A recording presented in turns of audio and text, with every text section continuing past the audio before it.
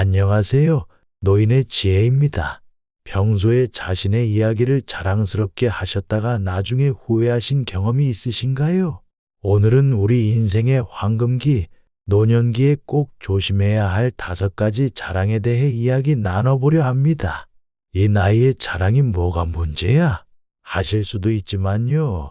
사실 이 시기일수록 불필요한 자랑이 우리에게 더 큰 손해를 가져올 수 있습니다. 영상을 보시기 전에 구독과 좋아요, 알림 설정 부탁드립니다. 그 클릭 하나가 저에게 정말 큰 힘이 됩니다. 여러분의 작은 관심이 더 많은 어르신들에게 유익한 정보를 전달하는 데 도움이 된답니다. 자랑은 인간이라면 누구나 가진 인정 욕구의 발현입니다. 과하면 흉하지만 적당한 수준의 상호 인정은 사회적 윤활유로 기능하지요. 하지만 하면 할수록 손해보는 자랑도 있습니다. 그래서 오늘은 남에게 절대 하면 안 되는 자랑 5가지에 관해 이야기 나눠보고자 합니다. 오늘 이야기 끝까지 들으시면서 나도 이런 적이 있었나 하고 한번 돌아보시면 좋겠습니다. 이 내용은 제가 수십 년간 많은 어르신들의 이야기를 듣고 정리한 것입니다. 실제 어르신들이 겪으신 일들을 바탕으로 했기 때문에 여러분께도 현실적인 도움이 될 것이라 생각합니다. 먼저 질문 하나 드려볼게요. 여러분은 재벌이나 TV에 나오는 연예인들이 자랑할 때 질투가 나시나요? 예를 들어 삼성전자 이재용 회장님이 한 달에 약 6억을 번다고 TV에 나와서 이야기했다고 가정해 보겠습니다. 대부분은 질투를 느끼지 않으시죠? 왜냐하면 우리와는 너무 다른 세상의 이야기라고 생각하기 때문입니다. 하지만 이런 경우는 어떤가요? 갑자기 내 회사 동기가 주식 투자로 대박 났다며 외제차를 타고 다니고 씀씀이가 달라졌다고 생각해 보세요. 자랑이 아니라 그저 사실을 말했을 뿐인데도 왠지 모르게 배가 아프고 속이 쓰립니다. 심지어 이제는 그 동기가 미워 보이기까지 하죠. 운수 좋은 놈, 저놈이 뭐가 잘나서 나보다 이렇게 잘 살까 하며 밑을 내리시죠. 심리학자들은 이것을 근접 질투 현상이라고 부릅니다. 우리는 멀리 있는 사람보다 가까이 있는 사람의 행운과 성공에 더 강한 질투심을 느끼는 경향이 있지요. 이처럼 우리는 우리가 아는 사람들에게 더 강한 질투를 느끼게 됩니다. 이것은 지극히 자연스러운 인간의 본성입니다. 반대로 우리는 불행한 사람을 보면 연민을 느끼면서도 동시에 나는 저렇지 않아서 저 삶보다는 나은 삶을 살아서 다행이다라는 안도감을 느낍니다. 이러한 안도감도 멀리 있는 누군가보다 가까이 있는 이웃의 행복과 불행이 우리 마음에 더 큰 파동을 일으키죠. 그래서 우리는 가까운 사람일수록 더욱 말을 조심해야 할 것입니다. 오늘 첫 번째로 말씀드릴 절대 하지 말아야 할 자랑은 바로 돈 자랑입니다. 제가 오랜 세월 살아오면서 깨달은 것이 있습니다. 돈 자랑에서 좋은 결과를 본 사람을 단 한 명도 보지 못했다는 것입니다. 오히려 돈 자랑 때문에 평생 모은 재산을 잃고 가족 간의 신뢰마저 무너지는 것을 수없이 보아왔습니다. 진정으로 부자인 사람들은 결코 돈 자랑을 하지 않습니다. 그들은 경험을 통해 깨달았기 때문입니다. 돈이 있다는 말이 새어나가는 순간 삶이 어떻게 변하는지를 말이죠. 한번 생각해 보세요.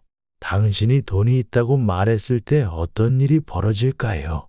처음에는 참 대단하시네요, 성공하셨네요 하며 지켜세우는 말을 해줍니다. 하지만 곧 찾아오죠. 좋은 투자처가 있어요 라는 달콤한 말로 시작해서 급전이 필요해요 라며 손을 벌리는 지인들까지. 처음에는 적은 금액으로 시작합니다. 하지만 한번 돈을 빌려주기 시작하면 그 관계는 이전으로 돌아갈 수 없죠. 돈을 갚지 못하는 순간 여러분은 그 사람과의 관계마저 잃게 될 것입니다. 더 무서운 것은 돈 있는 티를 내다 보면 자신도 모르게 씀씀이가 커지고 불필요한 과시 소비를 하게 됩니다. 결국 이는 자신의 재산을 까먹는 지름길이 되죠. 제가 아는 한 분은 퇴직금으로 받은 목돈을 자랑하다가 사기를 당했습니다. 원금 보장의 고수익. 이라는 말에 속아 평생 모은 돈을 하루아침에 잃었죠. 돈 자랑이 부른 비극이었습니다. 예로부터 진정한 부자는 자신의 재산을 드러내지 않는다는 교훈이 전해 내려옵니다. 중국 삼국시대 조조와 사마의 이야기가 있습니다. 어느 날 조조는 사마이를 불러 이렇게 물었습니다. 발바닥이 왜 흰색인지 아느냐? 사마이가 모른다고 대답하자 조조는 이렇게 말했습니다. 그것은 항상 숨겨져 있기 때문이다. 그 말을 들은 사마이는 깨달음을 얻어 권력을 장악하는 데 성공했습니다. 돈도 마찬가지입니다. 말하면 할수록 줄어들고 침묵을 지킬수록 불어나는 것이 돈의 속성입니다. 현명한 사람은 침묵 속에서 재산을 불리고 어리석은 사람은 자랑 속에서 재산을 잃습니다. 그래도 제가 열심히 떳떳하게 번 돈인데 자랑 좀 하면 안 될까요? 이런 생각이 들 수도 있습니다. 또 내 주변 사람들은 진심으로 축하해 줄 거예요. 세상을 너무 비관적으로 바라보는 거 아닌가요? 이렇게 반문하실 수도 있겠죠. 하지만 현실적으로 보면 사람들은 당신의 성공을 겉으로는 축하할지 몰라도 속마음은 그리 편치 않을 겁니다. 단지 이를 표현하는 사람이 있고 속으로만 사귀는 사람이 있을 뿐이죠. 그래도 꼭 자랑하고 싶다면 한 가지 방법이 있습니다. 자랑한 만큼 베풀어 주는 겁니다. 비싼 음식도 대접하고 여행 경비도 보태주는 식으로 말이죠. 그러면 사람들은 당신의 이야기를 들어줄 겁니다. 물론 그래도 마음 한켠에는 그래, 내가 쏘니까 내 자랑 내가 들어준다 정도의 생각이 될 수밖에 없는 게 인간의 마음입니다. 우리는 늘 누군가의 선망 대상이면서 동시에 또 다른 누군가를 선망하게 됩니다. 내가 아무리 잘 살아도 더 잘 사는 사람이 있기 마련이고 내가 아무리 못 살아도 더 어렵게 사는 사람이 있습니다. 그러니 다른 사람과 비교하지 말고 내가 잘났다고 말하고 다니지도 맙시다. 그것이 결국 우리의 품격을 지키는 길입니다. 두 번째는 왕년의 자랑입니다. 중국 베이징의 유명한 관광 명소 중에 계문연수라는 곳이 있습니다. 안개 속에 울창한 나무들이 드러나는 풍경이라는 운치 있는 이름을 가진 명소였습니다. 관광 안내서에는 신비로운 안개가 감도는 절경이라고 소개되어 있습니다. 멀리서 보면 고목의 나뭇가지가 안개 속에 숨은 모습이 꽤 운치 있어 보이죠. 하지만 실제 그 풍경의 정체는 뭐였을까요? 겨울철 사람들이 집마다 피우는 연탄 연기가 앙상한 나뭇가지를 휘감은 모습이었습니다. 멀리서 보면 마치 신비로운 풍경처럼 보였지만 가까이 가보면 그저 매캐한 연기에 불과했던 거죠. 이처럼 과거의 영광이 화려하고 대단해 보일수록 현재의 모습은 대비되어 더욱 초라하게 보이는 법입니다. 또 다른 사람들과 대화할 때 과거의 영광을 자랑하는 것은 공감대 형성을 어렵게 만들죠. 상대방의 관심사나 현재 상황은 전혀 고려하지 않은 채 자기 과거의 이야기를 늘어놓는다면 결국 대화가 아닌 독백이 되고 맙니다. 너너의 남이 나를 알아주지 않는 것을 근심하지 말고 내가 남을 알아주지 못하는 것을 근심하라 는 말이 있습니다. 이는 과거의 명성이나 영광을 자랑하기보다 먼저 상대방의 이야기에 귀 기울이라는 가르침일 것입니다. 마지막으로 더 안타까운 것은 과거 자랑을 하는 분들의 속마음입니다. 대부분 현재의 삶에 만족하지 못하거나 현실을 개선할 의지를 잃은 분들이죠. 마치 매캐한 연기 속에 숨어 도망치듯 과거라는 도피처에 숨어 현재의 불만족을 잊으려 하는 겁니다. 군자는 현재를 말하고 소인은 과거를 자랑한다 라고 했습니다. 그러니 화려했던 과거의 업적은 추억으로만 간직하고 이제는 현실을 있는 그대로 받아들이며 현재를 살아가는 것이 더 지혜로운 자세일 것입니다. 세 번째는 자식 자랑입니다. 예로부터 동네 방네 자랑질을 일삼는 사람을 덜 떨어졌다고 해서 팔불출이라 불렀습니다. 우리 애는 스스로 척척 알아서 공부도 잘하고 집안일도 잘하고 못하는 게 없어요. 나중에 판사가 돼서 효도하겠다 하지요. 실컷 자랑하는 그 순간은 우월감에 취기에 기분이 좋을지도 모릅니다. 하지만 그 이야기를 듣는 다른 부모들의 마음속에는 큰 상처가 생기죠. 이 세상에 자식 걱정 안 해본 부모가 어디 있으며 내 마음대로 되지 않는 자식 때문에 눈물 흘려보지 않은 부모가 어디 있을까요? 옛사람들이 부모는 자식 자랑하지 말고 자식은 부모 흉보지 말라 고 한 것은 다 이유가 있었던 것입니다. 더 중요한 것은 자식에게 미치는 영향입니다. 자식 자랑 배틀에서 이겨봤자 우리 아이들은 아무것도 배우지 못합니다.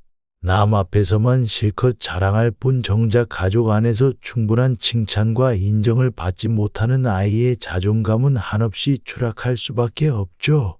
심지어 다른 사람을 존중하는 태도, 친구의 기쁨을 함께 기뻐해 줄 수 있는 자세 등 세상을 살아가면서 익혀야 하는 덕목들을 하나도 배우지 못하게 됩니다.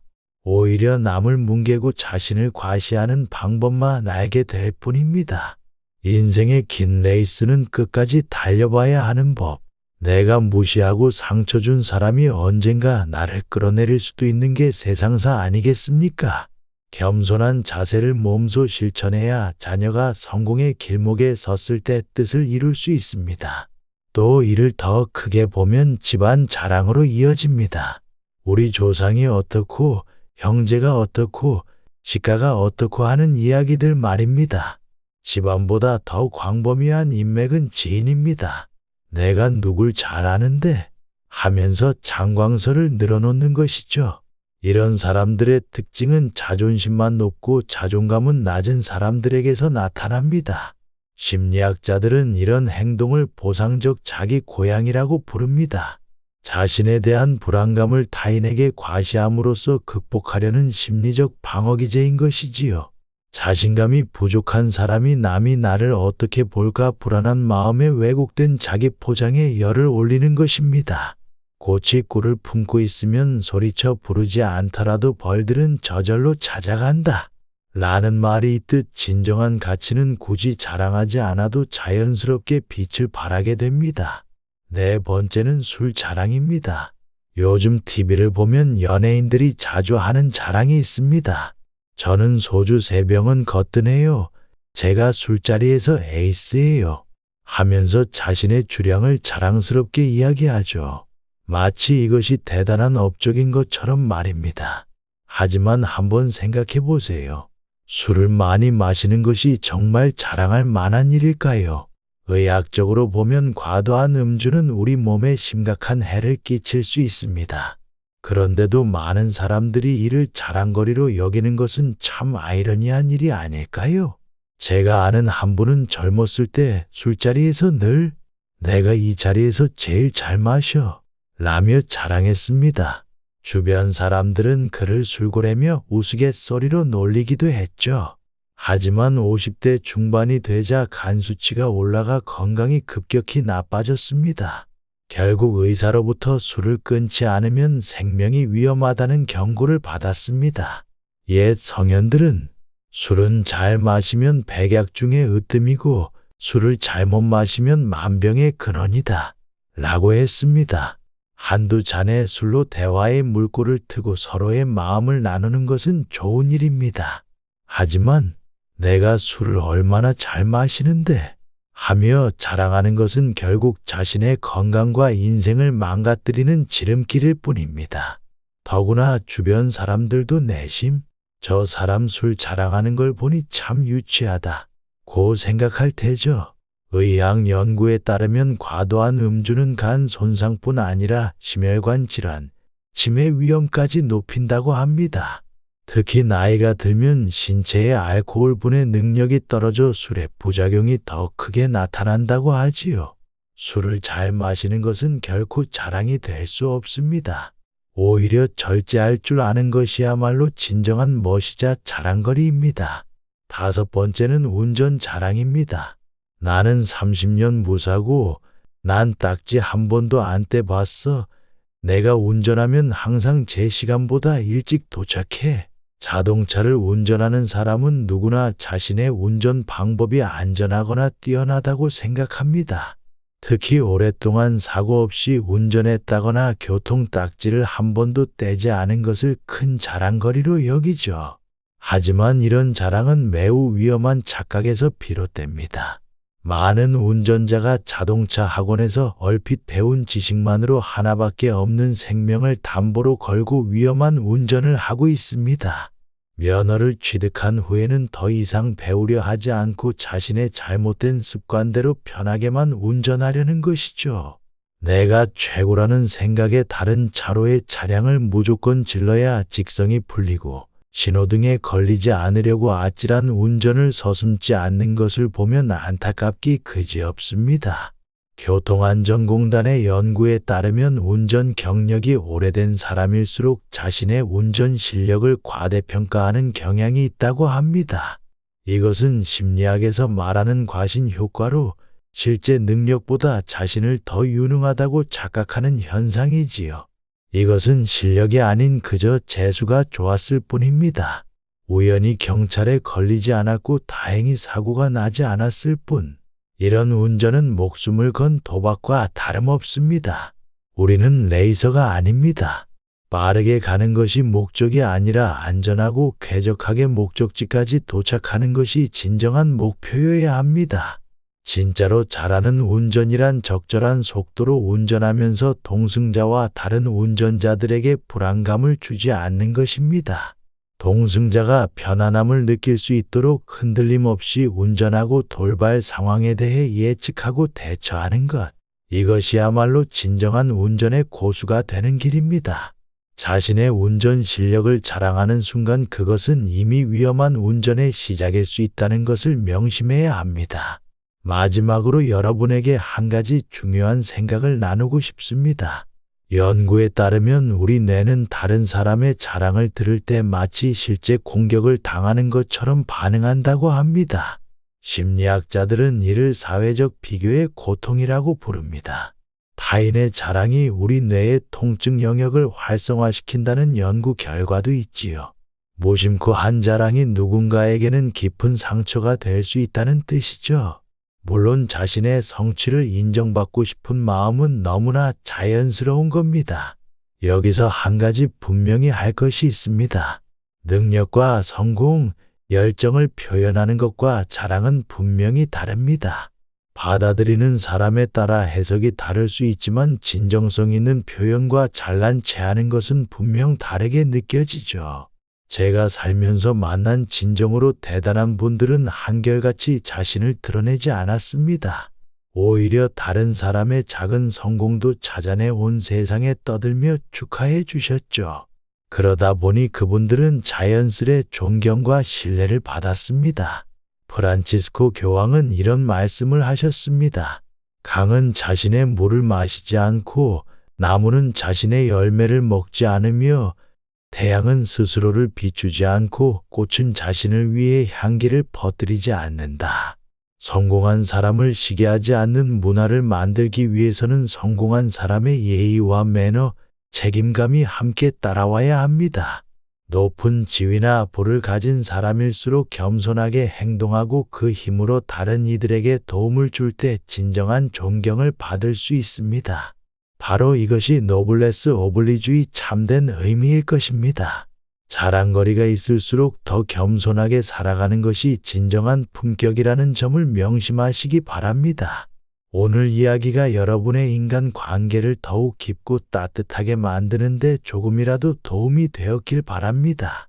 누군가의 자랑이 마음 아프게 느껴지셨던 분들 또는 내가 무심코 했던 말이 혹시 자랑으로 들리진 않았을지 걱정되셨던 분들에게 조금이라도 위로가 되었기를 희망합니다.